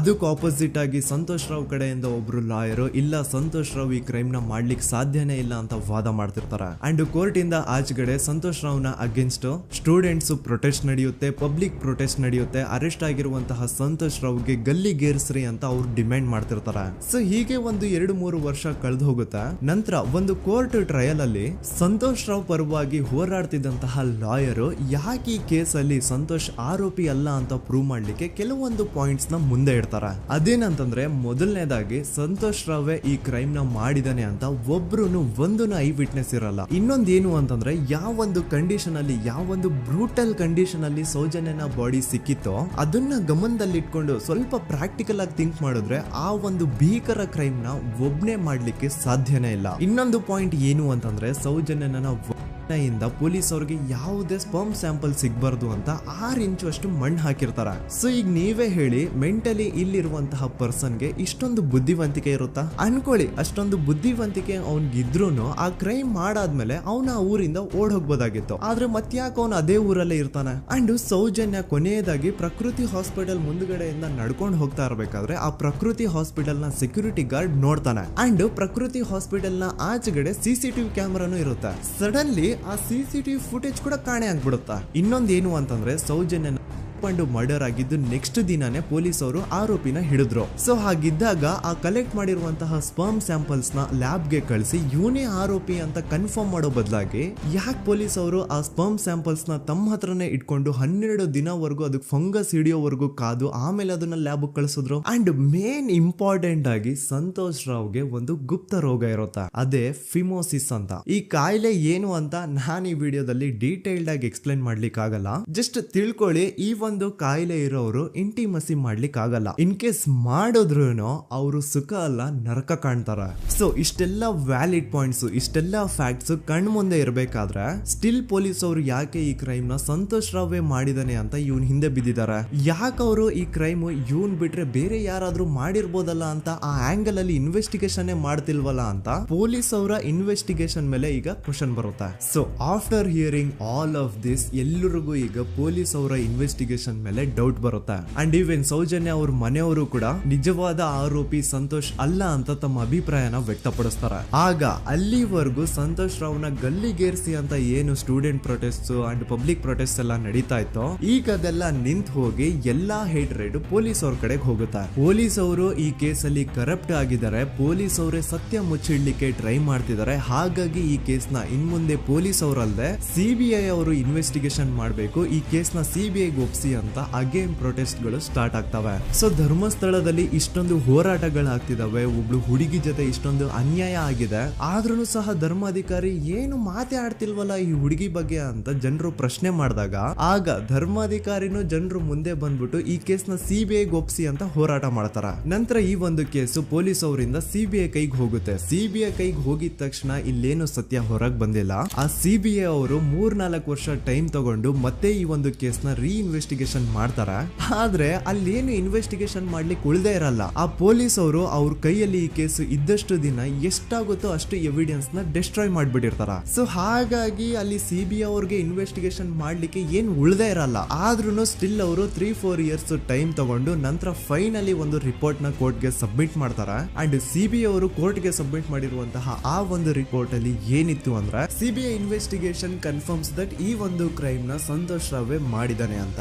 ಆದ್ರೆ ಐರೋನಿ ಈಸ್ ಇದೇ ಒಂದು ರಿಪೋರ್ಟ್ ಅಲ್ಲಿ ಇವ್ರು ಏನ್ ಹೇಳ್ತಾರೆ ಅಂದ್ರೆ ಅವ್ರಿಗೆ ಯಾವುದೇ ತರ ಎವಿಡೆನ್ಸ್ ಸಿಕ್ಕಿಲ್ಲ ಅಂತ. ಯಾಕಂದ್ರೆ ಈ ಸೌಜನ್ಯ ಕೇಸು ಪೊಲೀಸ್ ಅವ್ರ ಕೈಯಲ್ಲಿ ಇದ್ದಾಗ ಪೊಲೀಸ್ ಅವರು ತಮ್ಮ ನಿರ್ಲಕ್ಷ್ಯದಿಂದ ಎಲ್ಲಾ ಎವಿಡೆನ್ಸ್ ನ ಕಳ್ಕೊಂಡ್ಬಿಟ್ಟಿರ್ತಾರೆ. ಅಂತದ್ರಲ್ಲಿ ಯಾವ ಒಂದು ಆಧಾರದ ಮೇಲೆ ಇವರು ಸಂತೋಷ್ ರಾವೇ ಈ ಕ್ರೈಮ್ ನ ಮಾಡಿದ್ದಾರೆ ಅಂತ ಕ್ವಶನ್ ಮಾಡಿದಾಗ ಸಿಬಿಐ ಅವ್ರ ಕಡೆಯಿಂದ ನೋ ಆನ್ಸರ್. ನೋಡಿ, ಮೊದ್ಲು ಈ ಒಂದು ಕೇಸ್ ನ ಪೊಲೀಸ್ ಅವರು ಇನ್ವೆಸ್ಟಿಗೇಷನ್ ಮಾಡಿ ನಂತರ ಈ ಒಂದು ಕೇಸು ಸಿಬಿಐ ಅವ್ರ ಕೈಗೆ ಹೋಗಿ ಅವರು 3-4 ವರ್ಷ ಟೈಮ್ ತಗೊಂಡು ಇನ್ವೆಸ್ಟಿಗೇಷನ್ ಮಾಡಿ ದೆನ್ ಫೈನಲ್ ರಿಪೋರ್ಟ್ ನ ಕೋರ್ಟ್ ಗೆ ಸಬ್ಮಿಟ್ ಮಾಡೋಷ್ಟ್ರಲ್ಲಿ ಸುಮಾರು 5-6 ವರ್ಷ ಕಳೆದು ಹೋಗಿರುತ್ತೆ. ಅಂಡ್ ಸ್ಟಿಲ್ ಈ ಒಂದು ಕೇಸ್ ಅಲ್ಲಿ ಏನೋ ಕನ್ಕ್ಲೂಷನ್ ಸಿಕ್ಕಿರಲ್ಲ.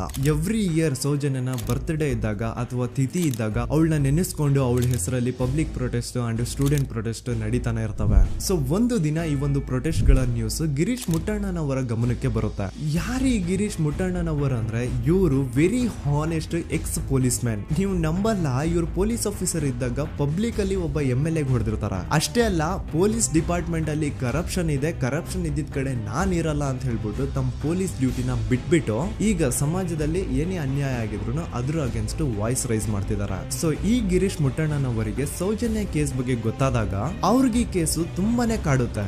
ಅಲ್ಲ, ಇಷ್ಟೊಂದು ವರ್ಷಗಳಾಗೋಯ್ತು ಆ ಹುಡುಗಿ ಜೊತೆ ಅನ್ಯಾಯ ಆಗಿ, ಸ್ಟಿಲ್ ಈ ಒಂದು ಕೇಸ್ ನ ಕನ್ಕ್ಲೂಷನ್ ಸಿಕ್ತಿಲ್ವಲ್ಲ, ಏನ್ ನಡೀತಿದೆ ಧರ್ಮಸ್ಥಳದಲ್ಲಿ ಅರ್ಥ ಆಗ್ತಿಲ್ವಲ್ಲ ಅಂತ ಈ ಗಿರೀಶ್ ಅವರು ತಮ್ಮ ಹಳೆ ಪೊಲೀಸ್ ಕಾಂಟ್ಯಾಕ್ಟ್ಸ್ ನ ಯೂಸ್ ಮಾಡ್ಕೊಂಡು ಆ ಸೌಜನ್ಯ ಕೇಸ್ ಫೈಲ್ ನ ಒಂದು ಕಾಪಿನ ತಮ್ಮ ಹತ್ರ ತರಿಸ್ಕೋತಾರ. ಆ ಒಂದು ಕೇಸ್ ಫೈಲ್ ಅಲ್ಲಿ ಸೌಜನ್ಯ ಬಗ್ಗೆ ಅಷ್ಟೇ ಅಲ್ಲದೆ ಸಂತೋಷ್ ರಾವ್ ಬಗ್ಗೆನೂ ಇನ್ಫಾರ್ಮೇಶನ್ ಇರುತ್ತೆ. ಅಂಡ್ ಗಿರೀಶ್ ಅವರು ಸಂತೋಷ್ ಬಗ್ಗೆ ಇರುವಂತಹ ಇನ್ಫಾರ್ಮೇಶನ್ ನೋಡ್ತಾ ಇರ್ಬೇಕಾದ್ರೆ ಅವರು ಒಂದು ವಿಷಯನ ನೋಟಿಸ್ ಮಾಡ್ತಾರ. ಅದೇನಂತಂದ್ರೆ ಪೊಲೀಸ್ ಅವರು ಸಂತೋಷ್ ರಾವ್ನ ಬರೀ ಸೌಜನ್ಯ ಕೇಸಲ್ಲಿ ಒಂದೇ ಫಿಟ್ ಮಾಡಿರಲ್ಲ, ಸೌಜನ್ಯ ಸಾಯೋಕ್ಕಿಂತ 20 ದಿನ ಹಿಂದೆ ಧರ್ಮಸ್ಥಳದಲ್ಲೇ ನಡೆದಿರುವಂತಹ ಒಂದು ಕ್ರೈಮ್ ಅಲ್ಲಿನೂ ಸಹ ಸಂತೋಷ್ ರಾವೇ ಆರೋಪಿ ಅಂತ ಮೆನ್ಷನ್ ಮಾಡಿರ್ತಾರ. ಸೊ ಸೌಜನ್ಯ ಕೇಸ್ ಬಿಟ್ಟು ಆ ಇನ್ನೊಂದು ಕೇಸ್ ಯಾವುದು, ಅದಕ್ಕೂ ಸಂತೋಷ್ಗೂ ಏನ್ ಸಂಬಂಧ, ಅದ್ರಲ್ಲಿ ಯಾಕೆ ಸಂತೋಷ್ನ ಪೊಲೀಸ್ ಅವರು ಫಿಟ್ ಮಾಡಿದ್ರು ಅಂತ ಪ್ರತಿಯೊಂದು ಹೇಳ್ತೀನಿ. ಆದ್ರೆ ನಾನಿಲ್ಲಿ ಯಾರ್ದು ರಿಯಲ್ ನೇಮ್ಸ್ ನ ಬಳಸಲ್ಲ. ಯಾಕಂದ್ರೆ ಮುಂದೆ ಕೇಸಲ್ಲಿ ತುಂಬಾ ದೊಡ್ಡ ಪವರ್ಫುಲ್ ವ್ಯಕ್ತಿಗಳ ಹೆಸರುಗಳು ಬರ್ತವೆ. ಅಂಡ್ ನನ್ ವಿಡಿಯೋ ಯೂಟ್ಯೂಬ್ ಇಂದ ಡಿಲೀಟ್ ಆಗೋದು ನನ್ಗೆ ಇಷ್ಟ ಇಲ್ಲ. ಹಾಗಾಗಿ ನಾನಿಲ್ಲಿ ಯಾರ್ದು ರಿಯಲ್ ನೇಮ್ಸ್ ನ ಬಳಸ್ತಿಲ್ಲ. ಬಟ್ ಯಾರ ಬಗ್ಗೆ ಹೇಳ್ತಿದ್ದೀನಿ ಅಂತ ಒಂದ್ ಸ್ವಲ್ಪ ನೀವೇ ಅರ್ಥ ಮಾಡ್ಕೊಳ್ಳಿ.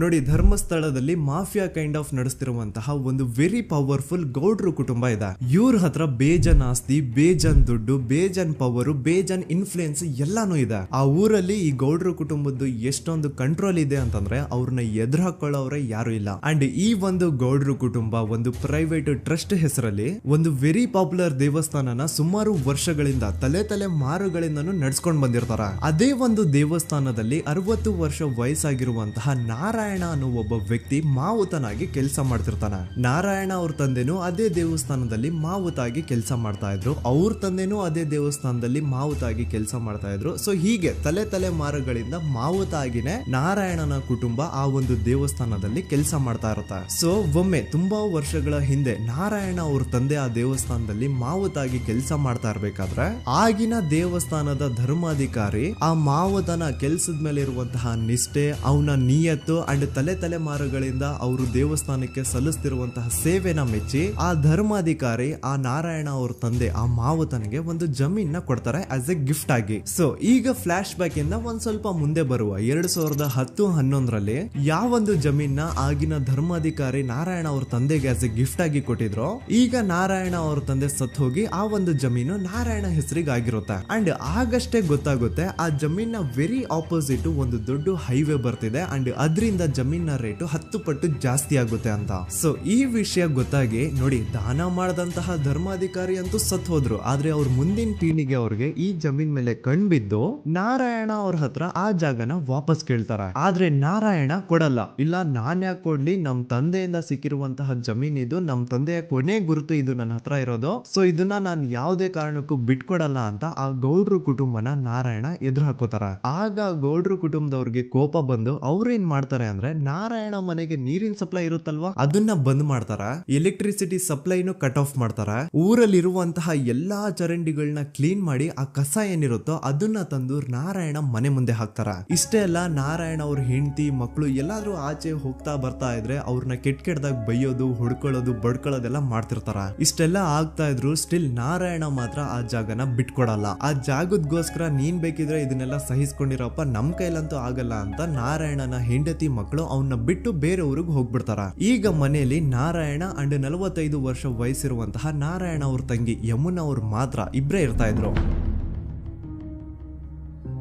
ಸೊ ಒಂದೊಳ್ಳೆ ಅವಕಾಶ ನೋಡ್ಕೊಂಡು 21 ಸೆಪ್ಟೆಂಬರ್ 2012 ಮನೆಯಲ್ಲಿ ನಾರಾಯಣ ಹಾಗೂ ಯಮುನಾ ಇರ್ಬೇಕಾದ್ರೆ ಯಾರೋ ಮನೆ ಒಳಗಡೆ ನುಗ್ಗಿ ನಾರಾಯಣನ್ಗೆ ಹೊಡೆದು ಯಮುನಾಗೂ ಸಹ ಹೊಡೆದು ನಂತರ ಅವಳು ಮಾಡಿ ದೆನ್ ನಾರಾಯಣ ಹಾಗೂ ಯಮುನನ ತಲೆನ ಒಂದು ರುಬ್ಬಗುಂಡಿಂದ ಚಚ್ಚಿ ಸಾಯಿಸ್ಬಿಡ್ತಾರ. ಈ ಕೊಲೆ ಆಗಿದ್ದು ಕಳ್ಳತನಗೋಸ್ಕರ ಅಂತ ಪೊಲೀಸ್ ಅವರು ತಮ್ಮ ರಿಪೋರ್ಟ್ ಅಲ್ಲಿ ಬರೀತಾರ. ಆದ್ರೆ ಪಾಯಿಂಟ್ ಏನ್ ಗೊತ್ತಾ, ಆ ಮನೇಲಿ ಒಂದ್ ಸ್ವಲ್ಪನೂ ಹಣ ಆಗ್ಲಿ ಅಥವಾ ಬಂಗಾರ ಆಗ್ಲಿ ಕಳ್ಳತನ ಆಗಿರಲ್ಲ. ಕಳ್ಳತನ ಆಗಿರೋದು ಕೇವಲ ಆ ಮೇನ್ ರೋಡ್ ಅಲ್ಲಿ ಇದ್ದಂತಹ ಪ್ರಾಪರ್ಟಿ ಪೇಪರ್ಸ್.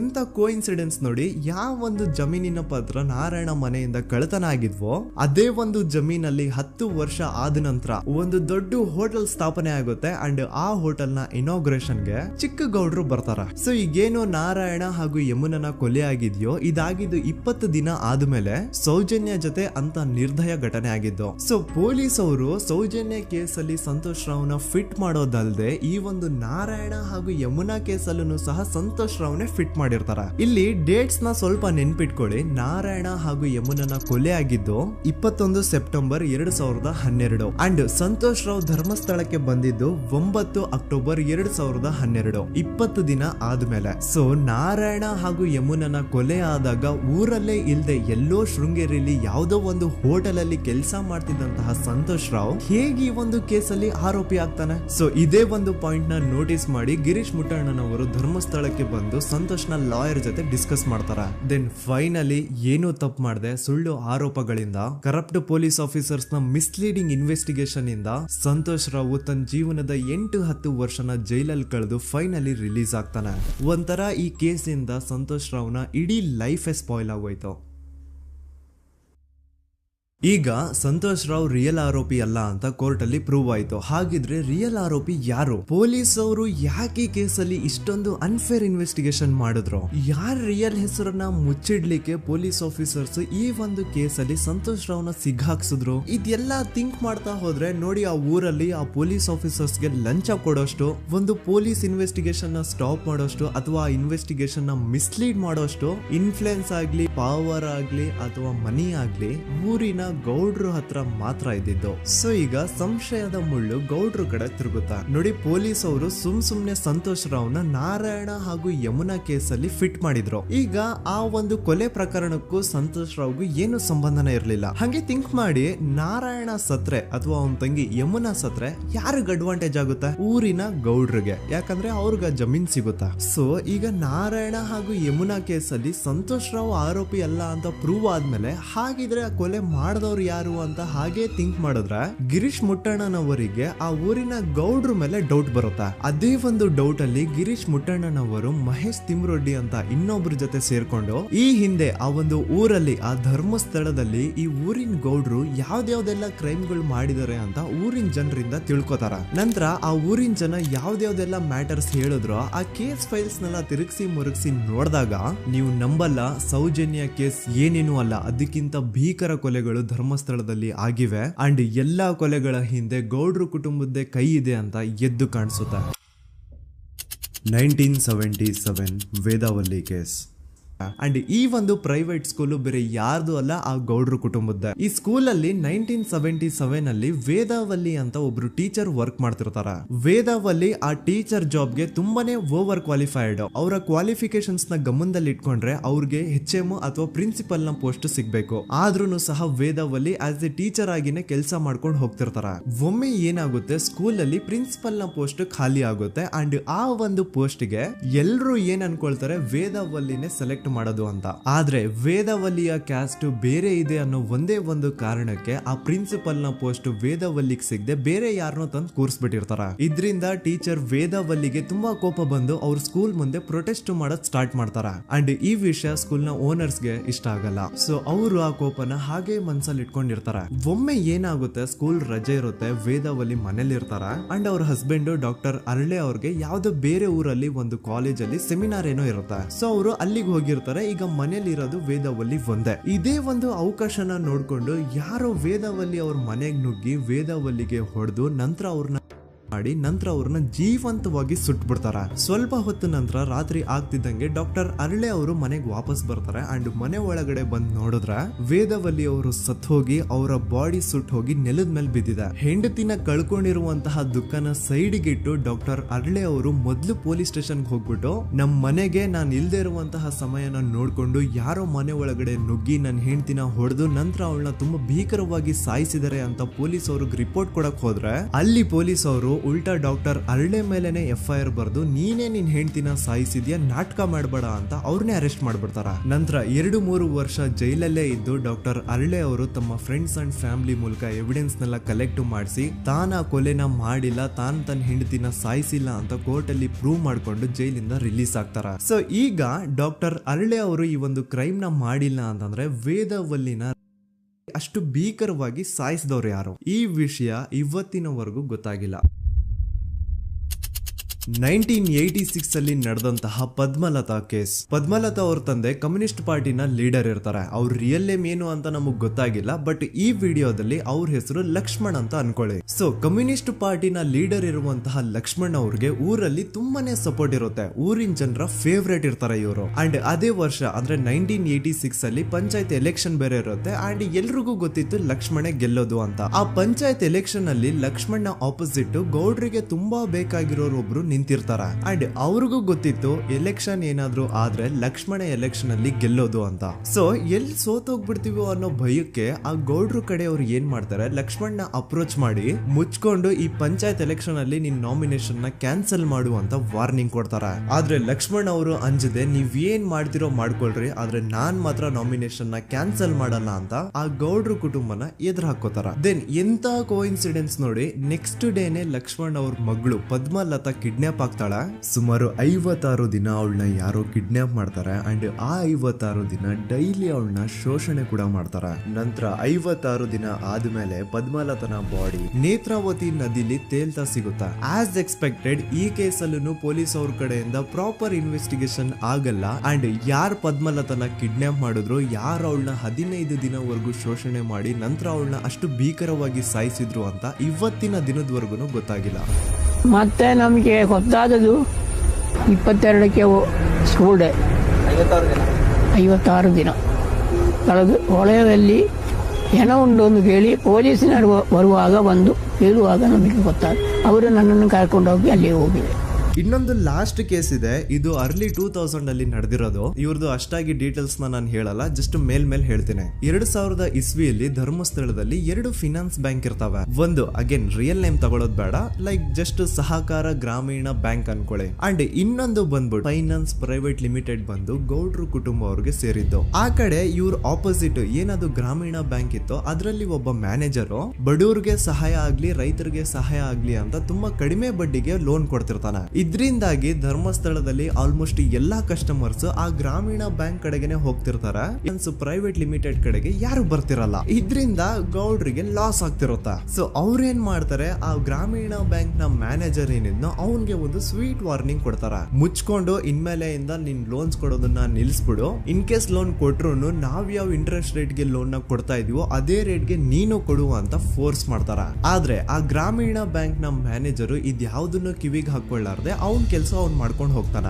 ದೆನ್ ಸಡನ್ಲಿ ಒಂದು ದಿನ ಬ್ಯಾಂಕ್ ಮ್ಯಾನೇಜರ್ ನ ಹೆಂಡತಿನ ಮನೆ ಒಳಗಡೆನೆ ನುಗ್ಗಿ ಯಾರು ಮಾಡಿ ತುಂಬಾ ಭೀಕರವಾಗಿ ಸಾಯಿಸ್ಬಿಡ್ತಾರ. ಇದರ ರಿಗಾರ್ಡಿಂಗ್ ಆ ಬ್ಯಾಂಕ್ ಮ್ಯಾನೇಜರ್ ಪೊಲೀಸ್ ಸ್ಟೇಷನ್ ಅಲ್ಲಿ ಕಂಪ್ಲೇಂಟ್ ಕೊಡಕ್ ಹೋದ್ರೆ ಪೊಲೀಸ್ ಅವರು ಉಲ್ಟಾ ಆ ಬ್ಯಾಂಕ್ ಮ್ಯಾನೇಜರ್ ಹೆಸರಲ್ಲೇ FIR ಬರ್ದು ನೀನೇ ನಿನ್ ಹೆಂಡತಿನ ಸಾಯಿಸಿದ್ಯಾ ಅಂತ ಅವನ್ನೇ ಅರೆಸ್ಟ್ ಮಾಡ್ಬಿಡ್ತಾರ. ನಂತರ 1-2-3 ವರ್ಷ ಆ ಬ್ಯಾಂಕ್ ಮ್ಯಾನೇಜರ್ ಜೈಲಲ್ಲಿ ಇರ್ತಾನೆ. ಅದಾದ್ಮೇಲೆ ಅವನ ಕ್ರೈಮ್ ನ ಮಾಡಿಲ್ಲ ಅಂತ ಕೋರ್ಟ್ ಅಲ್ಲಿ ಪ್ರೂವ್ ಆಗುತ್ತೆ. ಆದ್ರೆ ರಿಯಲ್ ಕ್ರೈಮ್ ಮಾಡಿದವರು ಯಾರು ಅಂತ still it's A question mark. And ಇನ್ನೊಂದು ನಾರಾಯಣ ಅಂಡ್ ಯಮುನಾ ಕೇಸ್ ಬಗ್ಗೆ ಅಂತೂ ನಾನು ಆಗ್ಲೇ ನಿಮ್ಗೆ ಎಕ್ಸ್ಪ್ಲೇನ್ ಮಾಡಿದೆ. ಸೊ ಎಂತಹ ಕೋ ಇನ್ಸಿಡೆಂಟ್ಸ್ ಗಳು ನೋಡಿ, ಯಾರೆಲ್ಲ ಆ ಧರ್ಮಸ್ಥಳದಲ್ಲಿ ಗೌಡ್ರು ಕುಟುಂಬನ ಎದುರಾಕೊಂಡಿದಾರೋ ಅವ್ರ ಜೀವನದಲ್ಲಿ ಏನೋ ಒಂದು ತುಂಬಾ ದೊಡ್ಡ ದುರಂತ ನಡೆದು ಹೋಗುತ್ತಾ. ಅಂಡ್ ಸರ್ಪ್ರೈಸಿಂಗ್ಲಿ ಅವ್ರ ಕೇಸಲ್ಲಿ ಪೊಲೀಸ್ ಅವ್ರ ಕಡೆಯಿಂದ ಪ್ರಾಪರ್ ಇನ್ವೆಸ್ಟಿಗೇಷನ್ ಆಗಲ್ಲ. ಅಂಡ್ ಯಾರ ಆ ಕ್ರೈಮ್ ನ ಮಾಡಿದ್ರು ಅಂತ ಯಾವತ್ತೂ ಹೊರಗೆ ಬರೋದೇ ಇಲ್ಲ. ಸೊ ಈ ಗೌಡ್ರು ಕುಟುಂಬದವರು ಧರ್ಮಸ್ಥಳದಲ್ಲಿ ಬೇಜನ್ ಕರ್ಮಕಾಂಡಗಳನ್ನ ಮಾಡಿದ್ದಾರೆ. ಅಂಡ್ ಅವ್ರ ಪವರ್ ಅಂಡ್ ಅವ್ರಿಗಿರುವಂತಹ ಇನ್ಫ್ಲೂಯೆನ್ಸ್ ಇಂದ ಆ ಎಲ್ಲಾ ಕೇಸ್ ನ ಮುಚ್ಚಾಕಿದ್ದಾರೆ ಅಂತ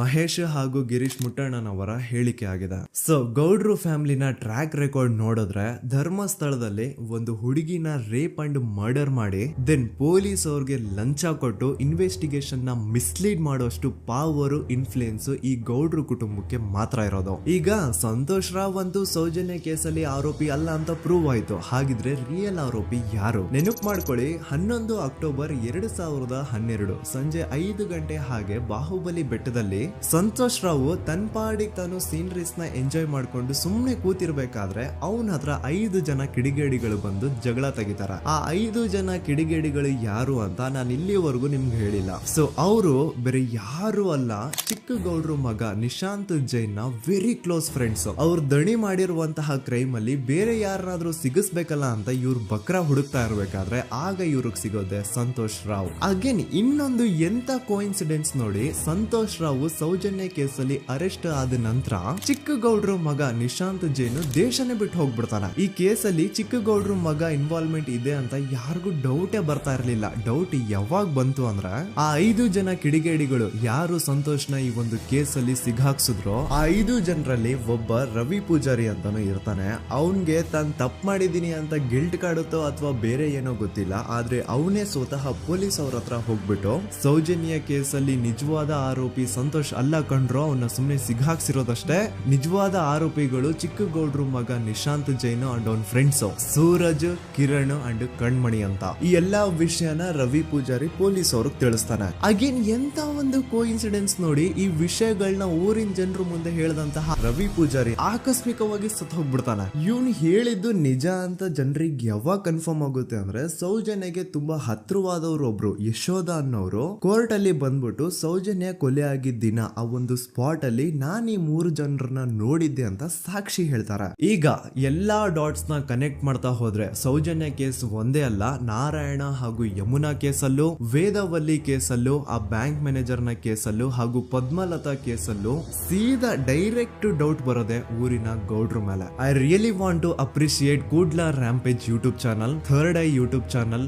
ಗಿರೀಶ್ ಮುಟ್ಟಣ್ಣನವರು ಸರ್ ಹಾಗೂ ಮಹೇಶ್ ಅವರು ಅಂಡ್ ಆಲ್ ಅದರ್ಸ್. ಇವರ ಕಾನ್ಸ್ಟೆಂಟ್ ಎಫರ್ಟ್ಸ್ ಇಂದಾನೆ ಸತ್ಯ ಏನಂತ 1 by 1 ಹೊರಗೆ ಬರ್ತಿದೆ and they are trying their level best to catch real criminals. At present Sowjanya case ಬಗ್ಗೆ ಅಪ್ಡೇಟ್ ಏನು ಅಂತಂದ್ರೆ ಹೈಕೋರ್ಟ್ ವರೆಗೂ ಈ ಒಂದು ಕೇಸ್ ಹೋಗಿದೆ ಅಂಡ್ ಈ ಕೇಸಲ್ಲಿ ಈಗ ಇನ್ನೊಮ್ಮೆ ಮತ್ತೆ ಫ್ರೆಶ್ ಆಗಿ ರೀಇನ್ವೆಸ್ಟಿಗೇಷನ್ ಸ್ಟಾರ್ಟ್ ಆಗಬೇಕು ಅಂತ ಹೋರಾಟ ನಡೀತಿದೆ. ಸದುತ ಪ್ರಜೆಗಳೇ, ಇದಾಗಿತ್ತು ಸೌಜನ್ಯ ಕೇಸ್ ಬಗ್ಗೆ ನಮ್ಮ ಒಂದು ಡೀಟೇಲ್ಡ್ ವಿಡಿಯೋ. ಈ ವಿಡಿಯೋದಲ್ಲಿ ನನ್ನಿಂದ ಎಲ್ಲಾದ್ರೂ ಏನಾದ್ರೂ ಚಿಕ್ಕ ಪುಟ್ಟ ಇನ್ಫಾರ್ಮೇಶನ್ ಮಿಸ್ ಆಗಿದ್ರೆ ಅಥವಾ ಮಿಸ್ಟೇಕ್ ಆಗಿದ್ರೆ ಅದನ್ನ ದಯವಿಟ್ಟು ಕಮೆಂಟ್ ಸೆಕ್ಷನ್ ಅಲ್ಲಿ ಹೈಲೈಟ್ ಮಾಡಿ. ಈ ವಿಡಿಯೋ ಯಾವಾಗ ಯೂಟ್ಯೂಬ್ ಇಂದ ಡಿಲೀಟ್ ಆಗುತ್ತೋ ನನ್ಗಂತೂ ಗೊತ್ತಿಲ್ಲ. ಸೊ ಪ್ಲೀಸ್ ಆದಷ್ಟು ಬೇಗ ಇದನ್ನ ಎಲ್ಲಾ ಕಡೆ ಶೇರ್ ಮಾಡಿ. ಓಕೆ ಪ್ರಜೆಗಳೇ, ಇವತ್ತಿಗಿಷ್ಟು ಸಾಕು ಅನ್ಕೊಳ್ತೀನಿ. ನಾನು ನಿಮ್ಮ ದೂತ ಸಮೀರ್ MD. ಮತ್ತೆ ಸಿಗ್ತೀನಿ ನೆಕ್ಸ್ಟ್ ವಿಡಿಯೋದಲ್ಲಿ.